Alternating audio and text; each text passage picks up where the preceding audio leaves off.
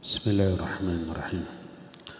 Assalamualaikum warahmatullahi wabarakatuh. Innal hamdalillah nahmaduhu wa nasta'inuhu wa nastaghfiruh wa na'udzu billahi min shururi anfusina wa sayyiati a'malina. Man yahdihillahu fala mudilla lahu wa man yudlil فلا هادي له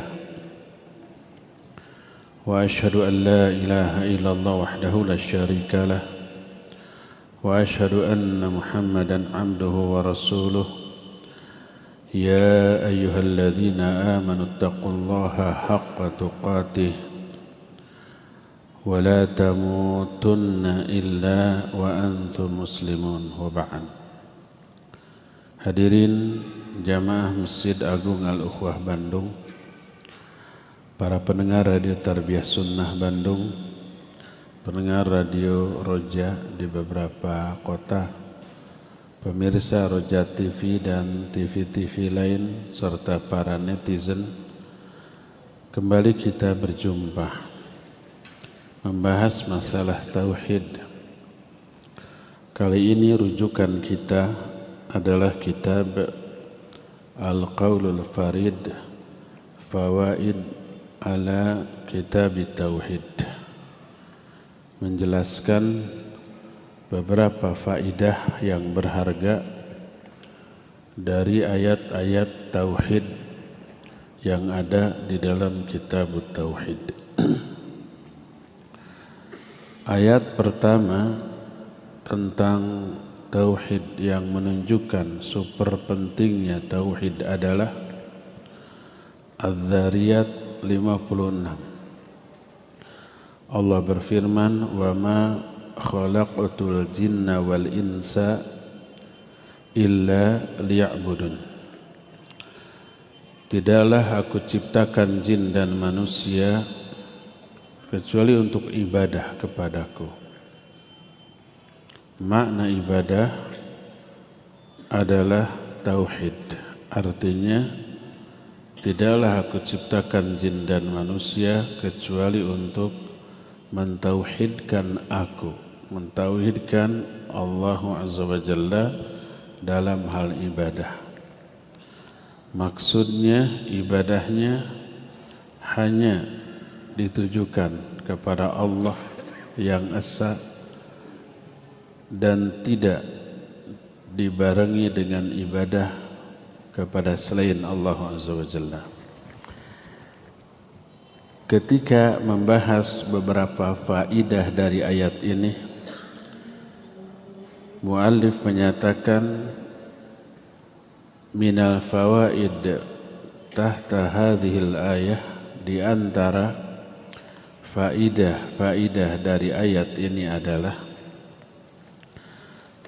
Zikrul hikmati min khalqillahi lil insi wal jin wa annahu ma khalaqal insa wal jinna illa li ibadatihi. Faidah pertama adalah menerangkan hikmah penciptaan jin dan manusia oleh Allah Azza wa Jalla, yaitu jin manusia diciptakan hanya untuk beribadah kepada Allah, bukan untuk bersenang-senang, bukan untuk menikmati dunia. Dunia yang Allah ciptakan ini hanya sebagai fasilitas dan penopang ibadah yang menjadi tujuan pokok diciptakannya kita. Kalau ada yang menyatakan, bukankah manusia dan jin diturunkan ke muka bumi untuk menjalani hukuman atas kesalahan mereka? Manusia diciptakan untuk menempati surga. Wa idh qulna,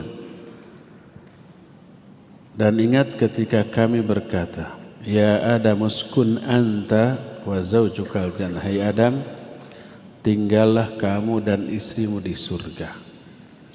ketika Adam dan Hawa mulai diciptakan, disuruh menempati surga. Itulah tempat manusia. Tapi karena Adam dan Hawa melakukan kesalahan, melanggar satu-satunya larangan yang ada di surga, walaupun tobat dan tobatnya diterima, hukuman ini tetap dijalankan, diturunkan ke muka bumi. Jadi antara diterimanya tobat dengan pelaksanaan hukuman itu tidak berhubungan. Tobatnya tobat, diterima, dimaafkan, diampuni, hukuman tetap dijalankan. Jadi turunnya Adam, Hawa dan iblis untuk menjalani hukuman. Cuma selama menjalani hukuman, tugas pokok mereka ibadah kepada Allah dengan mentauhidkan Allah dalam hal ibadah. Jadi dua pernyataan itu tidak bertolak belakang. Betul, manusia diturunkan untuk menjalani hukuman, tapi selama menjalani hukuman, tugas pokok mereka adalah mentauhidkan Allah di dalam beribadah. Mananya ibadahnya hanya ditujukan kepada Allah, tidak boleh kepada yang lain. Kedua, niat dalam melakukan ibadah pun hanya untuk meraih apa-apa yang ada di sisi Allah. Tidak boleh niat ibadahnya ditujukan kepada Allah, tapi niatnya untuk dunia. Niatnya untuk meraih pujian, sanjungan, bayaran dari manusia, maka itu sudah menyimpang dari tauhid yang menjadi tujuan atau tugas pokok manusia dan jin. Inilah faidah pertama. Faidah kedua, anna ta'rifal ibadah ashmalu ma qila fihi huwa qaulu Syekhul Islam Ibn Taimiyah rahimahullah, wa hiya ismun jami'un likulli ma yuhibbuhu Allah wa yardah minal aqwal wal af'al adh-dhahirati wal batinah.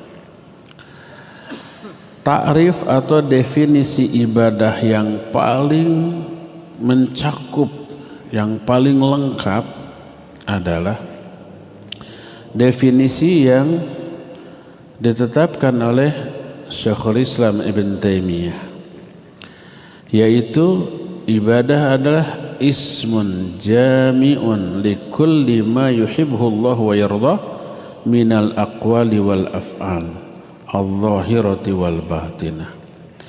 Ibadah itu satu istilah yang mencakup segala sesuatu yang dicintai dan diridhoi oleh Allah, baik ucapan ataupun perbuatan, baik zahir ataupun batin. Pokoknya ucapan, perbuatan, zahir ataupun batin yang dicintai dan diridhoi oleh Allah adalah ibadah.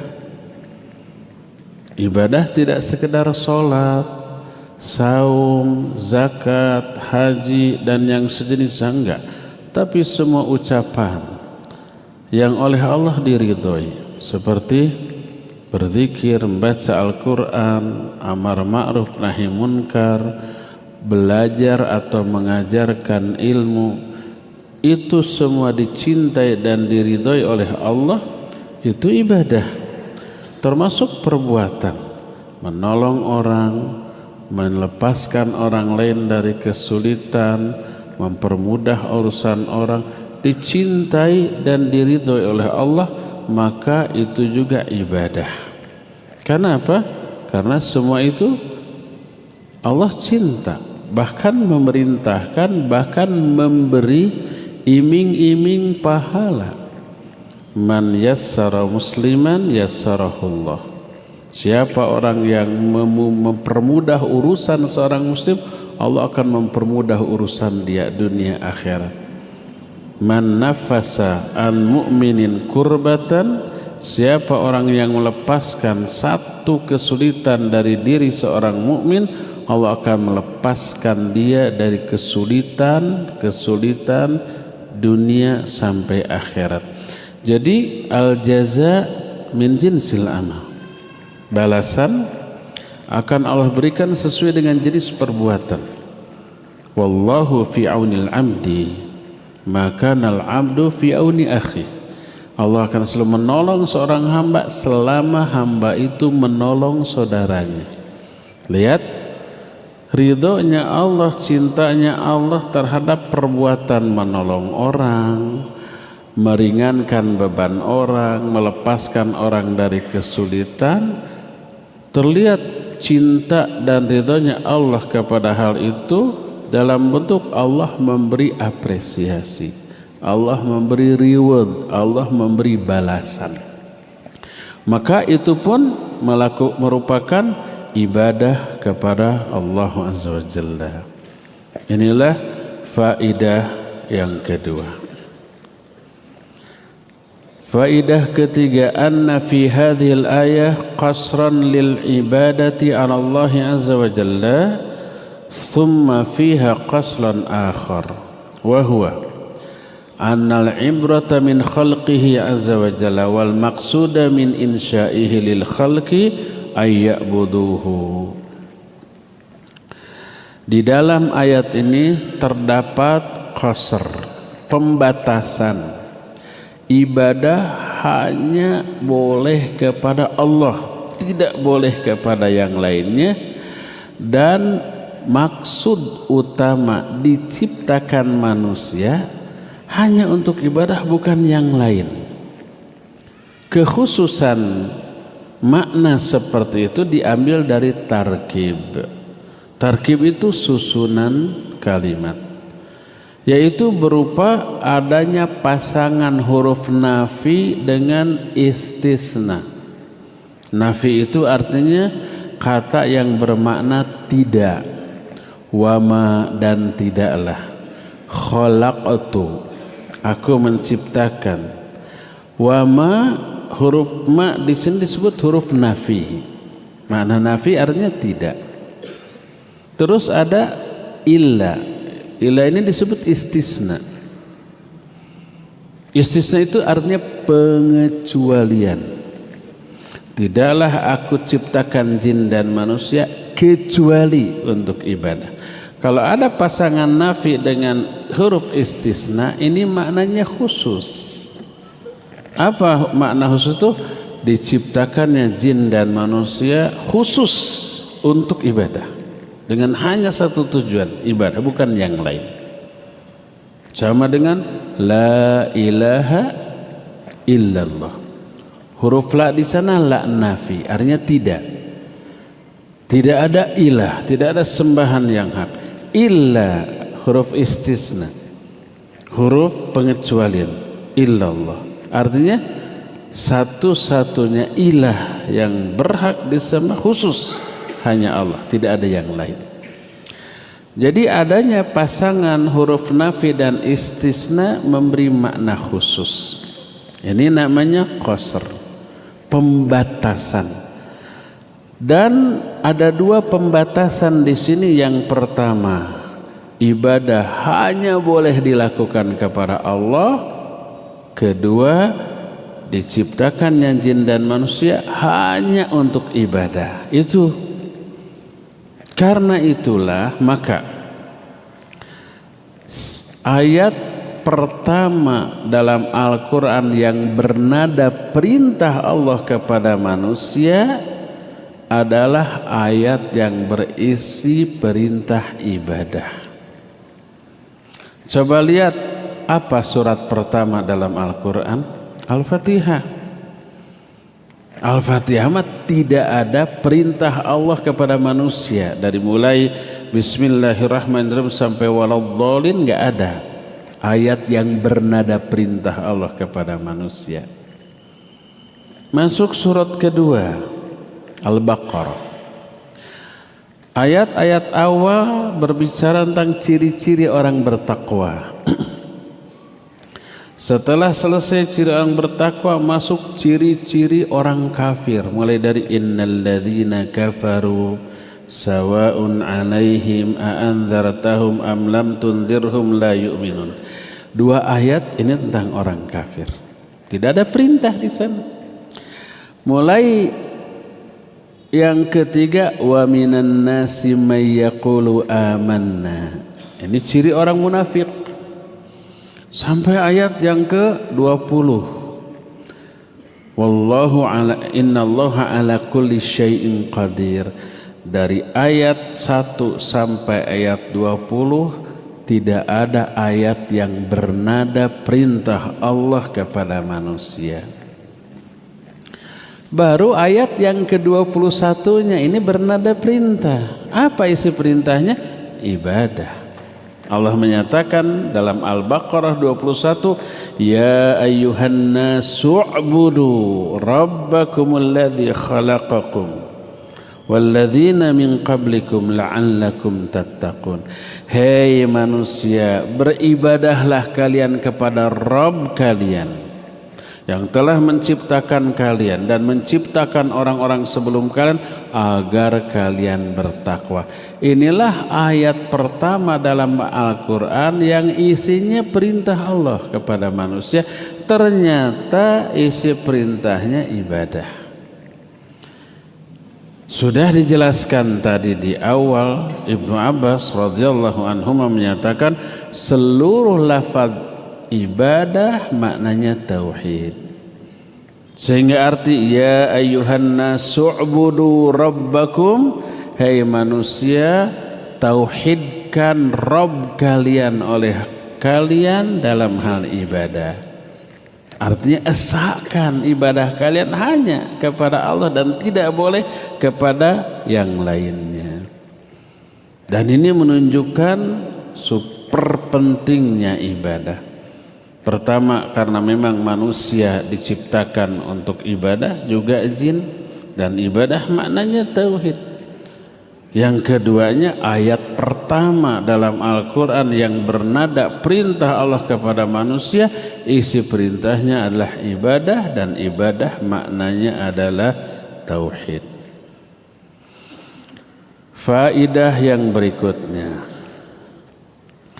anna Allah azza wa jalla qad takaffala birizqi ibadihi wa kullama kana al-'abdu atwa' wa a'bad lahu kullama kana rizquhu wasi'an fala yanshaghilu ahadun birrizqi an ibadatihi. Ini perhatikan, ini sangat penting. Ini rahasia yang oleh Allah dibongkar kepada kita, ya.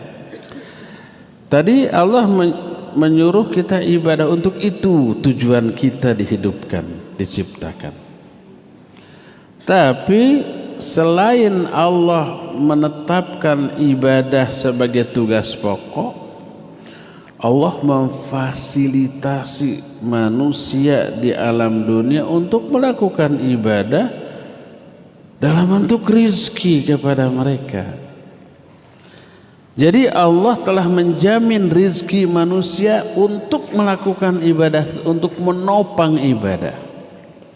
Maka setiap kali seorang hamba lebih giat ibadahnya, lebih taat kepada Allah, rizkinya lebih Allah tambah lagi, lebih Allah luaskan lagi. Karena apa? Karena rizki itu Allah berikan untuk menopang ibadah. Maka jangan sampai seseorang untuk mencari rizki sampai mengabaikan ibadah. Karena rizki dicari untuk menopang ibadah, bukan untuk melalaikan ibadah. Allah berfirman dalam Al-Quran surah Az-Zariyat ayat 75. Kata Allah azza wa jalla, ma uridu minhum mirizqin wa ma uridu ayut'imun innallaha huwar razzaqu dzul quwwatil matin. Kenapa Allah memerintahkan manusia untuk ibadah? Allah tidak menginginkan rizki dari manusia. Ibadah yang dilakukan oleh manusia itu bukan berupa rizki yang kita berikan kepada Allah, bukan. Wa ma uridu ayut'imun. Allah juga tidak menghendaki manusia memberi makan kepada Allah. Allah enggak butuh makanan. Yang butuh itu kita.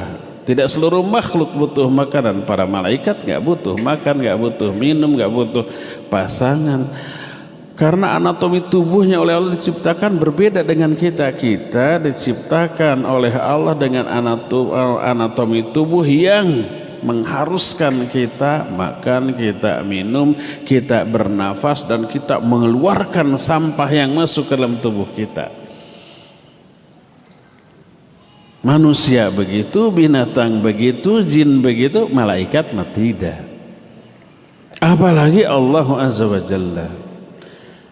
Jadi Allah menyuruh ibadah tidak berarti agar manusia memberi rizki atau memberi makan kepada Allah. Karena apa? Innallaha huwar razzaq dzul quwwatil matin.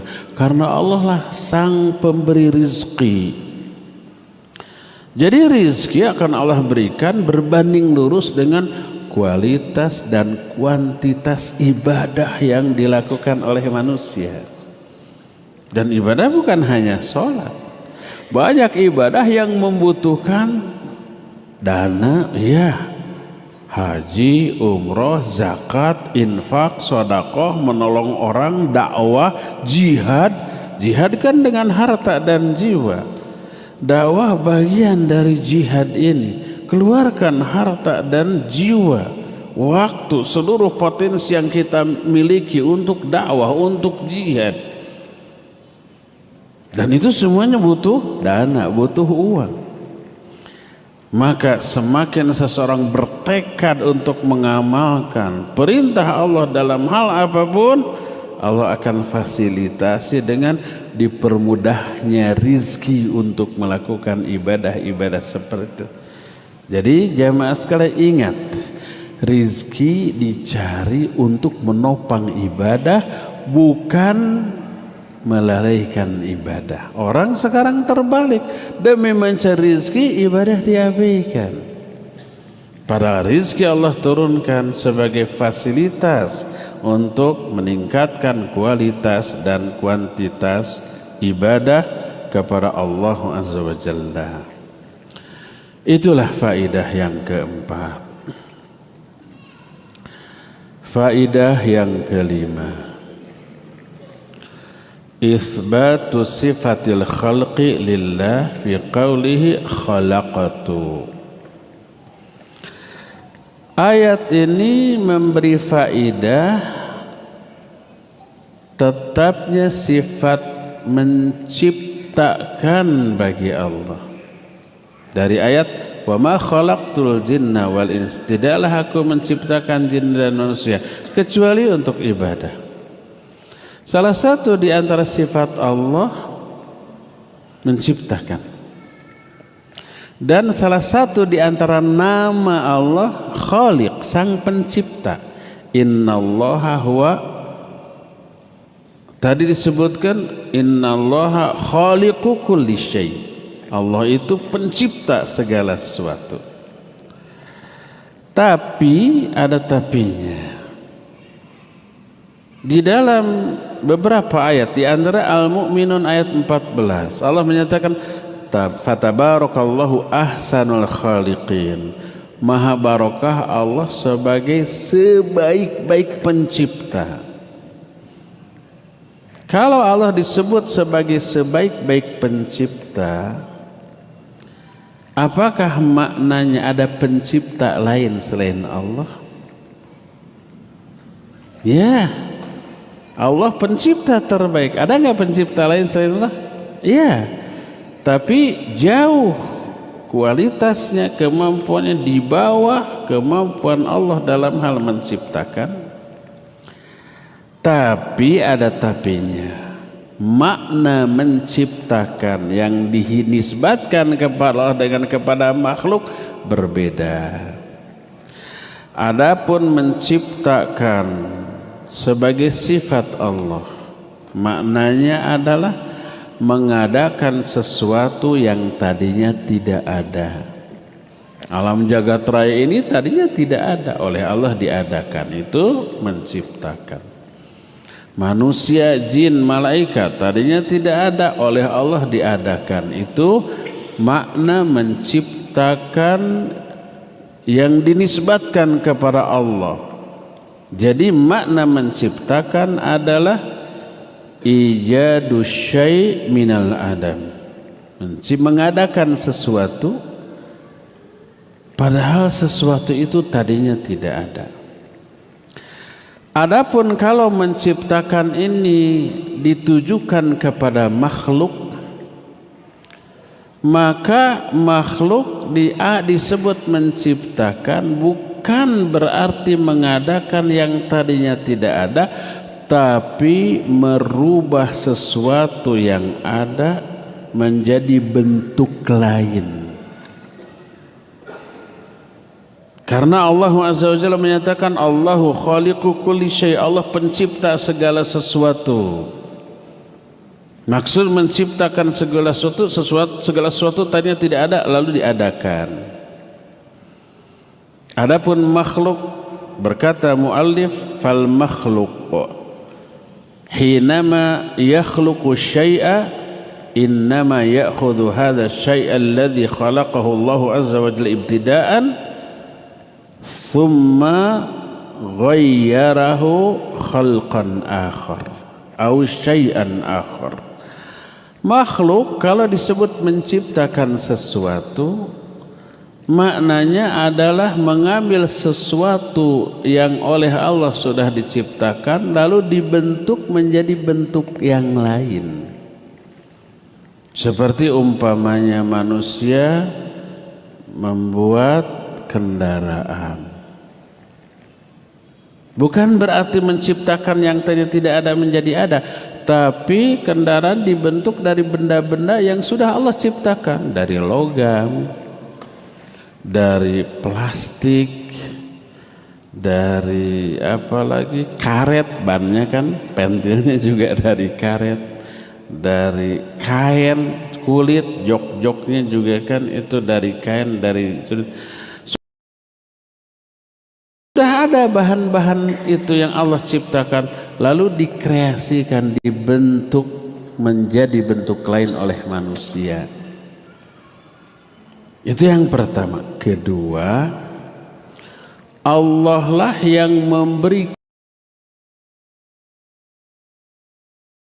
kemampuan dan menggerakkan orang untuk merubah sesuatu kepada sesuatu yang lain.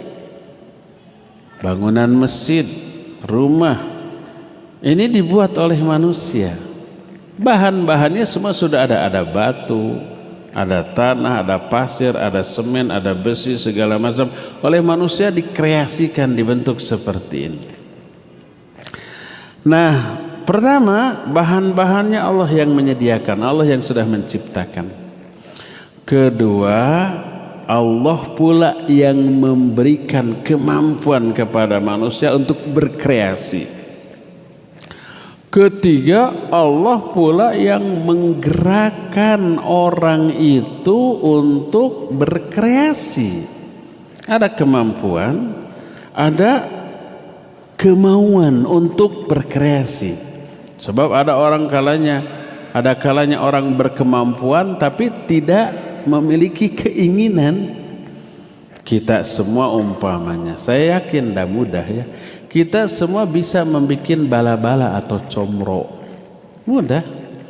Tinggal ambil singkong, parut, diemplek-emplek, masukin oncom yang lada, goreng, semua bisa kan, mudah.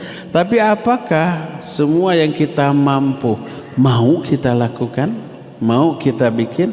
Enggak. Jadi kenapa orang membuat sesuatu? Karena dua. Pertama karena ingin, kedua karena mampu. Perpaduan antara ingin dan mampu ini lahirlah sebuah kreasi. Terus kita usut, kenapa kita ingin melakukan sebuah kreasi? Keinginan ini bukan murni usaha kita memunculkan keinginan dalam hati, bukan. Allah yang kasih keinginan ini. Allah menyatakan wa ma tasyauna illa ayyasha Allahu rabbul alamin. Surah Takwir ayat terakhir. Kalian tidak akan punya keinginan, tidak akan punya kehendak untuk melakukan apapun kecuali Allah yang kasih keinginan itu kepada kalian. Kedua, kita selain ingin mampu dari segala segi. Dari mana kemampuan ini? Allah juga yang kasih. La haula wala quwata illa billah. Tidak ada haul, tidak ada quwah. Haul quwah itu kemampuan, istita'ah. Kecuali dari Allah. Haul kemampuan untuk meraih semua yang manfaat, al-quwah kemampuan untuk menolak semua yang madarat. Dua-duanya kemampuan. Yang ngasih keinginan Allah, yang ngasih kemampuan Allah, lahirlah kreasi. Karena itu tak heran bila perbuatan makhluk adalah ciptaan Allah. Makhluknya ciptaan Allah, perbuatan makhluknya juga ciptaan Allah. Karena makhluk berbuat, karena oleh Allah dikasih keinginan dan dikasih kemampuan. Karena keinginan dan kemampuan inilah lahir sebuah amalan atau sebuah kreasi. Tak heran kalau Allah menyatakan wallahu khalaqakum wa ma ta'malun. Allah yang menciptakan kalian dan menciptakan amalan-amalan kalian. Kita ciptaan Allah, amalan kita juga ciptaan Allah. Maka dalam salah satu hadis diriwayatkan oleh Imam Al-Hakim dalam kitab Al-Mustadraknya, sanad hadis ini sahih, berkata Rasul sallallahu alaihi wasallam, innallaha khaliqu kulli sani'in wa sun'atihi. Allah menciptakan pembuat dan apa yang dibuatnya. Pembuatnya adalah manusia. Apa yang dibuatnya hasil kreasi manusia. Dua-duanya ciptaan Allah. Manusianya ciptaan Allah, karya manusianya juga ciptaan Allah. Kok bisa Allah mengklaim perbuatan manusia sebagai ciptaan Allah? Karena manusia bisa berkreasi karena dua yang Allah berikan, keinginan dan kemampuan. Dua-duanya dari Allah. Kalau nggak dikasih keinginan, nggak dikasih kemampuan atau salah satunya, nggak akan manusia itu berkreasi. Inilah faidah yang kelima. Faidah yang keenam. Annal jinna ma'muruna bi ibadatillah fahum yastawuna ma'al ins fi aslil amri bil ibadah. Ayat ini pun menjelaskan bahwa jin juga diperintahkan untuk beribadah sama halnya dengan manusia. Untuk ibadah, kalau jin beribadah dapat pahala. Kalau melalaikan dosa, terancam azab. Iya, sama dengan manusia, tidak ada bedanya. Karena itulah maka jin ada yang beriman, ada yang tidak, ada yang soleh, ada yang jahat. Dalam surah Al-Jin Allah menyatakan, berkata jin, wa inna minna solihun wa minna duna dzalik kunna tara'iqa qidada. Di antara kami ada yang soleh, di antara kami ada juga yang jahat. Kunna tara'iqa qidada. Kami bangsa jin menempuh jalan yang berbeda-beda. Seperti halnya manusia. Manusia ada yang muslim, ada yang non-muslim. Yang non-muslim ada yang Nasrani, Yahudi, Hindu, Buddha, ateis, segala apa ada. Jin juga begitu. Kunna tara'iqa qidada. Kami menempuh jalan hidup yang berbeda-beda. Sama dengan manusia. Di antara jin ada yang ngaji, ada. Mungkin di sini juga ada ya. Mungkin, saya nggak lihat. Kalau ngajinya ke kita, kayak kita pemahamannya, amalannya juga. Kalau yang nggak ngaji, ya larut di dalam kesenangan dunia, mengabaikan perintah, melanggar larangan, seperti halnya manusia. Jadi pada hakikatnya jin dan manusia statusnya di mata Allah Azza wa Jalla sama, harus ibadah, dipahalai bila ibadah, dan terancam dosa azab apabila mengabaikan ibadah tersebut. Faidah ketujuh, anna amral jin bi ibadatihi azza wa jalla yadullu dilalatan wahidatan ala annahum la ya'lamuna al-ghaib. Wa man i'taqada annahum ya'lamuna al-ghaib faqad kafara billahi azza wa jalla.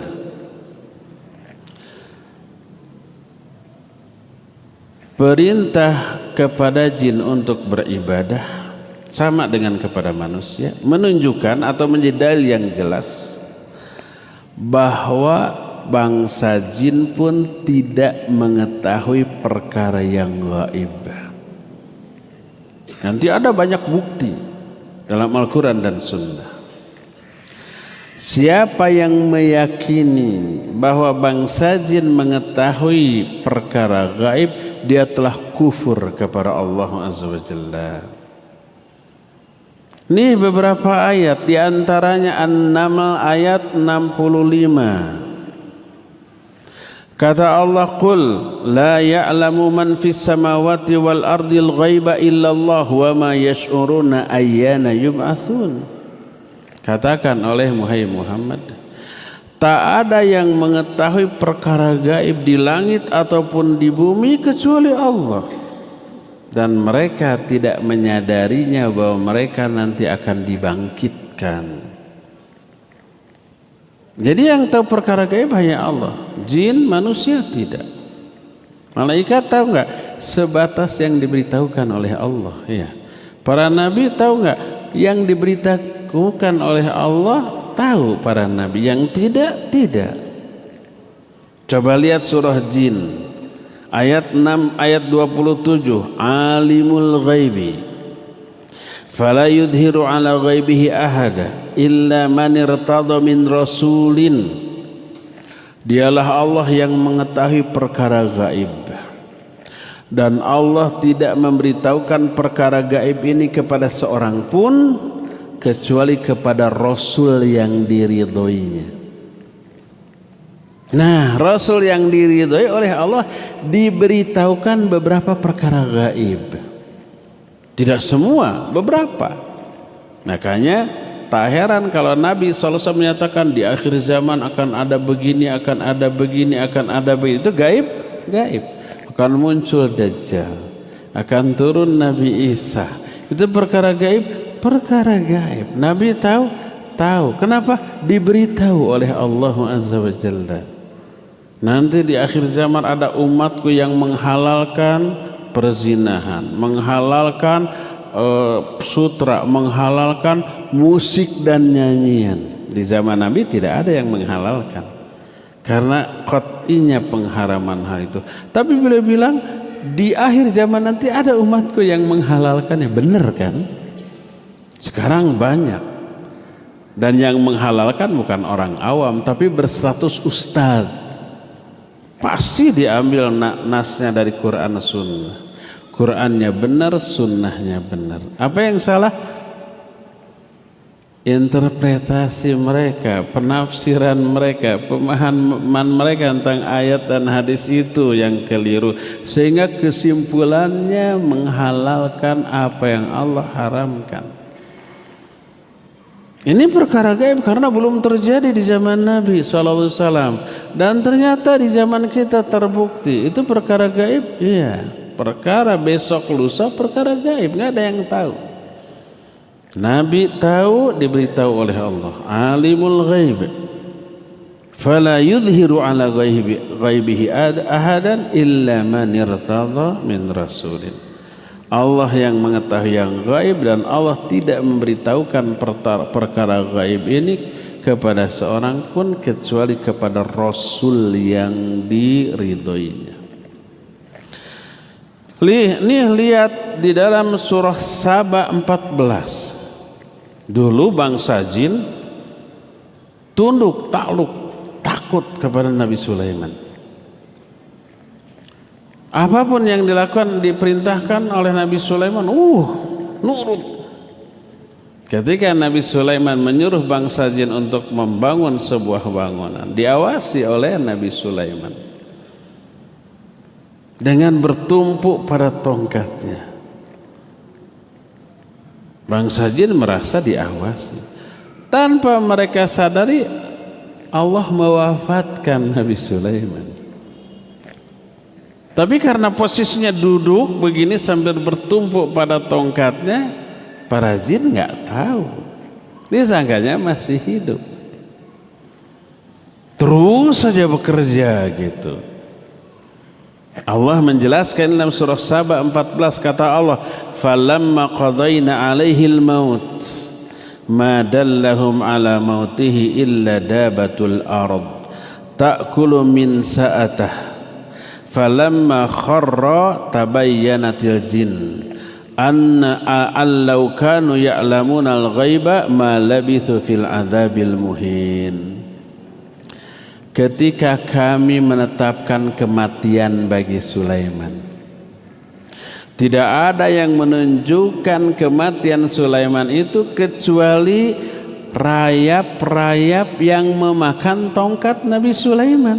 Tongkat kan terbuat dari kayu, dimakan rayap. Rapuh, baru Nabi Sulaiman tersungkur. Falamma kharra, ketika Nabi Sulaiman tersungkur jatuh, tabayyanatil jin, baru si jin itu mengetahui, sadar bahwa Sulaiman sudah mati dan kematian Nabi Sulaiman perkara gaib, tapi tidak diketahui oleh bangsa jin. Allah menyatakan, "Lau kanu ya'lamunal ghaiba", seandainya bangsa jin mengetahui perkara yang gaib, ma labithu fil adzabil muhin, maka mereka tidak akan menetap dalam siksa yang menghinakan. Makna siksa yang menghinakan itu terus bekerja atas perintah Sulaiman untuk membangun. Kalau tahu Nabi Sulaiman sudah wafat, mereka akan berhenti. Tapi karena tidak tahu, terus bekerja. Dan itu lama, karena dimakannya tongkat oleh rayap pasti memakan waktu yang sangat lama. Jadi bangsa jin karena diperintah oleh Allah untuk beribadah seperti kita, mereka tidak mengetahui perkara gaib. Adapun mereka umpamanya mengetahui apa yang tidak diketahui oleh manusia, itu tak ubahnya seperti antara sesama manusia. Orang lain mengetahui apa yang tidak kita ketahui.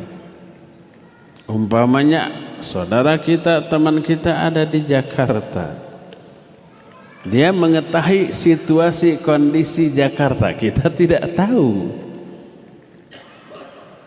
Kita nanya ke mereka, gimana saya mau ke Jakarta, apakah kondisi di dalam kota Jakarta macet apa tidak? Orang Jakarta pasti tahu karena melihat. Lalu mereka memberitahukan ke kita lewat telepon, lewat media sosial, media komunikasi, macam-macam. Sebagian manusia mengetahui apa yang tidak diketahui oleh manusia lain, begitu juga bangsa jin mengetahui apa yang tidak kita ketahui, dan mereka tidak mengetahui sebagian yang kita tahu. Itu sesuatu yang sangat lumrah. Faidah yang ke-8. Berkata Imam Ibnul Qayyim rahimahullahu ta'ala, kata beliau, inna min asbabi qaswatil qalb, perhatikan ini, ayukthiral abdu min mukhalatatin nas, fal ba'du yukhalitun nas lil unsi bihim, kama tadullu alaihi kalimatul ins, lianna ba'dahum ya'nisu bi ba'd, lakinil wajib ala kulli muslim alla yakuna waqtuhu kulluhu ma'an nas, fa inna dhalika mimma yuqsil qalba, wa a'dhamul unsi ayyakunal muslimu anisan bi dzikri rabbih. Sesungguhnya di antara sebab kerasnya hati seorang hamba adalah si hamba itu terlalu banyak menghabiskan waktu untuk bergaul dengan manusia. Sebagian manusia ada yang bergaul dengan termasuk lil unsi. Lil unsi itu adalah untuk merasakan kesenangan di dalam pergaulan. Kita ngumpul dengan teman-teman yang satu frekuensi, satu circle, kan senangnya. Makanya ada reuni gitu. Ngumpul-ngumpul, ada yang rutin, ada yang tidak. Itu namanya lil unsi, untuk merasakan kenyamanan ketika berkumpul sama teman-teman. Karena itulah manusia disebut al-ins, satu akar kata dengan al-unsu. Artinya apa? Bergaul untuk merasakan kenyamanan dalam pergaulan tersebut. Nyaman itu kalau dengan orang yang satu visi, satu misi, satu frekuensi tadi. Kalau beda misi, beda pemahaman, beda frekuensi mah enggak nyaman, ya enggak. Jadi kenapa disebut al-ins? Karena mereka merasakan kenyamanan ketika bergaul dengan sesama mereka. Dan itu lumrah, wajar. Tapi jangan habiskan seluruh waktu untuk itu. Yang wajib adalah al-wajib ala kulli muslim alla yakuna waqtuhu kullahu ma'annas. Jangan sampai semua waktunya habis untuk itu aja. Fa inna dzalika mimma yuqsil qalba. Karena hal itu bisa membuat hati keras, lalai nanti. Dan ini seorang muslim wa a'dhamul unsi ayyakunal muslim anisan bi dzikri rabbih. Perasaan nyaman yang paling agung adalah seorang muslim merasakan kenyamanan ketika berzikir kepada Allah, berkomunikasi dengan Allah, taqarrub kepada Allah. Itu seagung-agung perasaan nyaman. Dan itulah yang kata Syekhul Islam Ibn Taimiyah disebut dengan sebutan jannatud dunya. Beliau menyatakan inna fid dunya jannatan man lam yadkhulha lam yadkhul jannatal akhirah. Di dunia ini ada surga. Siapa yang belum merasakan surga dunia, dia nggak akan bisa masuk surga di akhirat. Apa yang dimaksud surga dunia? Muridnya Imam Ibnu Qayyim menyatakan surga dunia itu adalah perasaan betah, nyaman, senang, bahagia ketika beribadah kepada Allah. Itu surga dunia tuh. Siapa yang belum merasa nyaman, betah, nikmat ibadah kepada Allah, jangan berharap bisa masuk surga akhirat. Allah mengancam fawailul lil musallin alladzina hum an salatihim sahun. Celaka orang yang sholat, akan terkena azab, terancam azab. Siapa? Orang yang ketika sholatnya tidak merasa nikmat, sahun dia, lalai dia, hambar sholatnya. Dalam sholatnya dia berpikir urusan duniawi, bukan surga. Para Allah menyatakan qad aflahal mu'minun alladzina hum fi salatihim khasyun. Sungguh berbahagia orang mukmin. Yang mana? Yaitu orang yang khusyuk dalam salatnya. Kalau mukmin tapi tidak khusyuk, fawailul musallin. Tapi yang khusyuk, ulaika humul warithun alladzina yarithunal firdaus hum fiha khalidun. Yang khusyuk akan mewarisi surga Firdaus, mereka kekal di dalamnya selama-lamanya. Khusyuk adalah surga dunia. Dia merasakan kenikmatan, kelezatan ketika beribadah kepada Allah Azza wa Jalla, dan itulah al-unsu yang sebenarnya. Kenyamanan yang sebenarnya adalah kenyamanan yang dirasakan oleh seorang muslim ketika berinteraksi dengan Allah. Ketika dia sholat, nyaman. Baca Quran, ada kekhusyuan, nyaman. Berdoa, nyaman. Berzikir, nyaman. Itu media komunikasi, interaksi dengan Allah. Di sana kita memperoleh kenyamanan. Kalau kita berdua atau dekat, berkomunikasi dengan orang yang sefrekuensi, yang kita suka, yang kita senangi, betah lama-lama kan. Pas mau berpisah tuh aduh berat, masih kangen, masih seneng, masih betah ngobrol gitu. Itu dengan sama manusia. Seorang mukmin harus merasakan betahnya dalam kehidupannya ketika dia berkomunikasi dengan Allah melalui sholat, melalui zikir, melalui berdoa, melalui baca Al-Quran, melalui ibadah-ibadah yang Allah syariatkan. Ketika ibadah yang disyariatkan dilakukan tapi karena asal-asalan, tidak merasakan kenikmatan, tertolak. Sholat tadi fawailul musallin. Saum, tapi saum itu tidak ada penghayatan. Makanya yang saumnya itu hanya menahan lapar, haus, syahwat. Padahal makan, minum, syahwat itu hukum asalnya mubah. Makan mubah, minum mubah, melampiaskan syahwat ibadah, bukan mubah asal kepada istrinya sendiri. Tapi selama saum wajib ditahan. Kalau yang hukum asalnya mubah wajib dijauhi selama saum, apalagi yang hukum asalnya haram. Berghibah, berdusta, menyakiti orang, hukum asalnya haram, mau saum mau tidak. Tapi selama saum pengharamannya lebih kuat, harus lebih dijauhi lagi oleh kita. Makanya ketika orang saum tapi mulutnya tidak dijaga, perbuatannya juga tidak dijaga, menyakiti orang, Rasul sallallahu alaihi wasallam menyatakan man lam yada qaula zur wal amala bihi wal jahl falaisa lillahi hajatun fi ayyada at'amahu wa syarabah. Siapa orang yang selama saum tidak meninggalkan ucapan perbuatan yang buruk, yang busuk, Allah enggak butuh kepada saumnya, ditolak. Dipastikan orang yang ketika saum masih ghibah, saum masih melakukan dosa dan maksiat, dipastikan dia tidak akan merasakan kenyamanan, kelezatan, kenikmatan dengan saumnya. Sebagaimana orang yang sholat tapi lalai, dipastikan sholatnya hambar.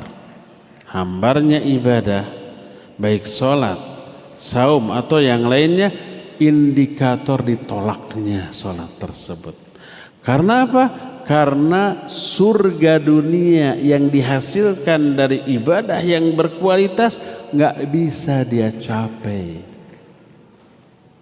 Nah, kata Imam Ibnu Qayyim rahimahullah, wa'adhamul unsi ayyakunal muslimu anisan bidzikri rabbi. Seagung-agung rasa nyaman, rasa betah, rasa nikmat adalah seorang muslim merasakan kenyamanan itu ketika berzikir kepada Allah Azza wa Jalla. Inilah ibadah yang berkualitas ya. Inilah faidah yang ke-8. Ke-9 atau terakhir. Annallaha lam yadhkur baqiyatal makhluqin. Kenapa? Dalam surah Az-Zariyat 56 itu Allah hanya menyebut dua makhluk. Wa ma khalaqtul jinna wal insa illa liya'budun. Tidaklah aku ciptakan jin dan manusia kecuali untuk ibadah. Hanya jin dan manusia. Padahal makhluk selain jin dan manusia banyak dan semua juga harus ibadah. Malaikat diciptakan untuk ibadah. Benda-benda mati diciptakan untuk ibadah. Binatang diciptakan untuk ibadah. Tapi kenapa yang disebut hanya dua, yaitu jin dan manusia? Apa jawabannya? Jawabannya adalah li'anna jinna wal insa mukallafun. Karena yang mukallaf hanya dua, jin dan manusia. Dengan taklif syar'i, bukan taklif jabali. Bainamal malaikatu faqad dzakarallahu anhum fi ayatin katsira annahum la ya'sunallaha ma amaruhum wa yaf'aluna ma yu'marun. Adapun para malaikat memang diciptakan oleh Allah untuk ibadah. Tapi ibadah mereka disebut ibadah jabaliyah, bukan ibadah syar'iyah. Kenapa? Apa makna jabaliyah? Jabal itu memang mereka diciptakan untuk ibadah, tidak diberi keinginan untuk menolak, membangkang, dan tidak diberi kemampuan untuk menolak atau membangkang. Kalau manusia mah diberi keinginan dan kemampuan untuk membangkang, diberi hawa nafsu. Malaikat mah enggak. La ya'sunallaha ma amarahum wa yaf'aluna ma yu'marun. Mereka itu tidak pernah maksiat walaupun sedetik, selalu melakukan apapun yang Allah perintahkan. Kenapa? Karena mereka tidak diberi kemampuan dan keinginan untuk menolak perintah. Enggak punya kemampuan menolak, enggak punya keinginan untuk menolak. Makanya ibadah mereka tidak dipahalai oleh Allah. Ibadah para malaikat tidak dibalas dengan surga. Karena mereka tidak diberikan penghalang, godaan, cobaan, rayuan yang seperti itu. Tidak diberi kelemahan. Malaikat tidak pernah merasakan capek, lelah, cangkel, kesel, singsiremen, kesemutan, pegel, enggak. Sekali diperintahkan sujud dari mulai diciptakan sampai kiamat sujud terus. Pegel? Enggak. Cangkel? Enggak. Lapar? Lemes? Enggak. Tidak diberi kelemahan itu. Kalau manusia sujud 10 menit enggak bisa bangun tuh. Kebas enggak? Mati rasa, singsiremen. Apa singsiremen teh? Kemasukan semut. Apa? Kesemutan. Diberi kelemahan, diberi halangan, diberi godaan, diberi hawa nafsu. Ada setan yang menggoda lagi. Kalau malaikat nggak bisa didekati setan untuk menolak perintah Allah, nggak ada. Makanya karena manusia diberi kelemahan, ada rasa malas, harorean, lemas gitu, lemah, cangkel, capek, lelah. Terus ada godaan setan, terus ada hawa nafsu, ada keinginan terhadap kesenangan dunia, ingin berleha-leha, ingin senang-senang. Kalau dengan seabrek halangan seperti itu, ada manusia yang tetap ibadah dengan hebat, itu luar biasa. Nilai ibadah manusia tersebut hebat. Walaupun kalau dibandingkan dengan kehebatan ibadah malaikat, nggak ada apa-apanya ibadah manusia. Tapi kenapa lebih bernilai? Karena manusia tetap ibadah walaupun banyak halangan, banyak gangguan, banyak godaan. Kalau malaikat sehebat itu nggak ada halangan, nggak ada gangguan, nggak ada apa-apa. Makanya kalau manusia tetap ibadah, diberi reward, diapresiasi, diberi pahala berupa surga yang luar biasa. Akhir kehidupan manusia yang bertakwa ke surga. Para malaikat walaupun ketakwaan, takutnya, ibadah jauh lebih hebat dari manusia, nggak ada yang ke surga. Maksudnya nggak dibalas dengan kenikmatan surga. Ada malaikat yang ke surga, tapi bukan sebagai balasan atas amal mereka, tapi untuk melakukan tugas tertentu di surga, membangun istana, menanam pohon, menata taman dan seterusnya, bukan sebagai balasan atas amalan mereka, ya. Karena itulah ketika ada perdebatan di kalangan para ulama, mana yang lebih utama, malaikat atau manusia? Ini sudah menjadi perbincangan di kalangan para sahabat.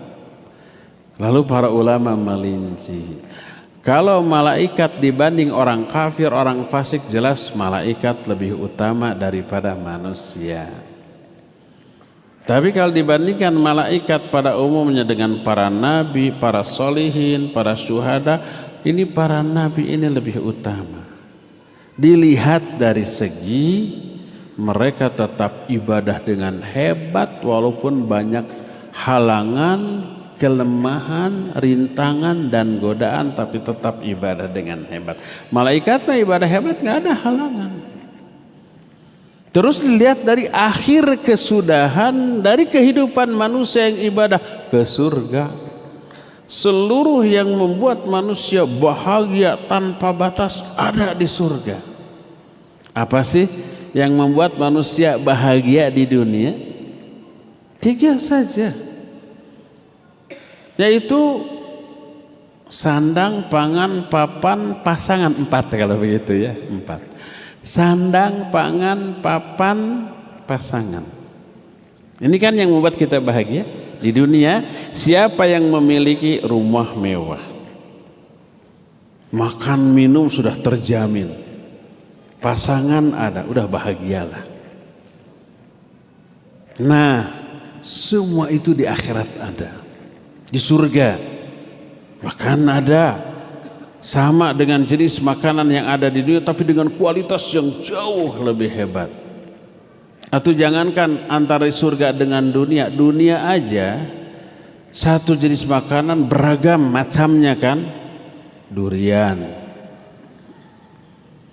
ada si montong, ada musangking, ada bawor, ada si petruk, ada apa lagi tuh, blackthorn gitu ya.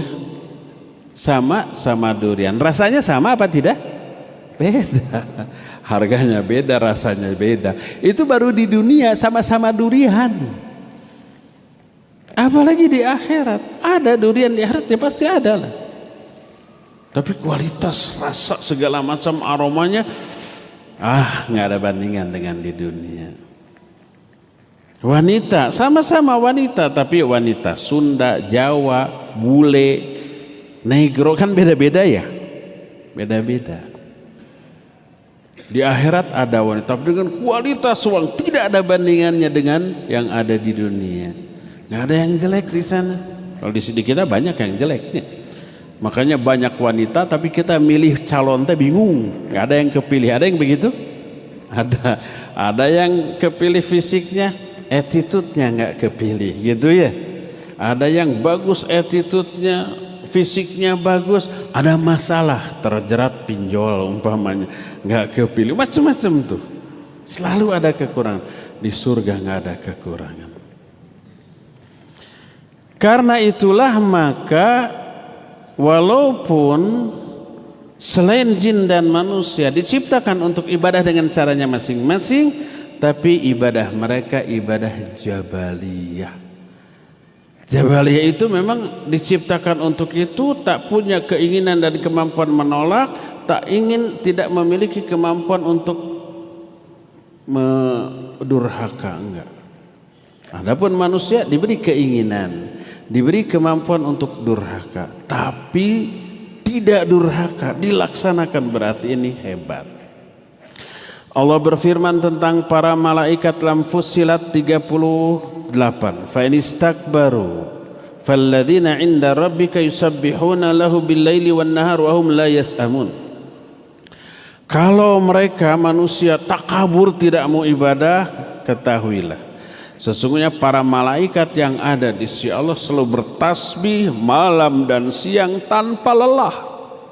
Kalau kita berzikir terus beribuan kali lelah. Baca Quran terus seharian capek, sholat semalaman lelah, saum tiap hari, lelah, lemes. Malaikat nggak diberi kelemahan itu, ya. Termasuk benda-benda mati ini ibadah dengan caranya masing-masing, tasbih dengan bahasa masing-masing. Cuma kita nggak paham. Kitab yang ada di hadapan saya ini bertasbih dengan bahasanya, kita nggak paham, tidak terdengar, ditompokkan karena kuping kita nggak kedengaran. Tapi ini tasbih. Kata siapa? Allah yang menyatakan. Allah mengatakan dalam surah Al-Isra 44, wa im min syai'in illa yusabbihu bihamdihi walakin la tafqahuna tasbihahum innahu kana haliman ghafura. Tak ada sesuatu pun makhluk termasuk benda mati kecuali mereka bertasbih memuji Allah, tapi kalian tidak memahami tasbih mereka.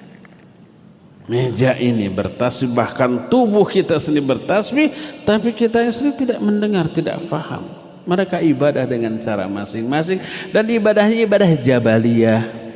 Karena jabaliyah tidak dipahalai. Ibadah yang dilakukan oleh manusia dan jin disebut ibadah syar'iyah. Ibadahnya itu sesuatu yang disyariatkan, yang wajib kita lakukan. Kita diberi kemampuan untuk melakukan atau untuk menolak, diberi keinginan untuk melakukan atau menolak. Kalau orang seperti makhluk seperti kita diberi keinginan untuk menolak, diberi kemampuan untuk menolak, tapi tidak menolak, kekeh melaksanakan perintah dengan berkualitas, ini prestasi yang hebat. Makanya layak untuk diberi reward atau apresiasi, balasan pahala dari Allah Azza wa Jalla. Inilah 9 faidah yang kita ambil dari surah Az-Zariyat ayat 56 tadi. Cukup ya untuk sore ini sampai di sini, dan kita punya waktu untuk tanya.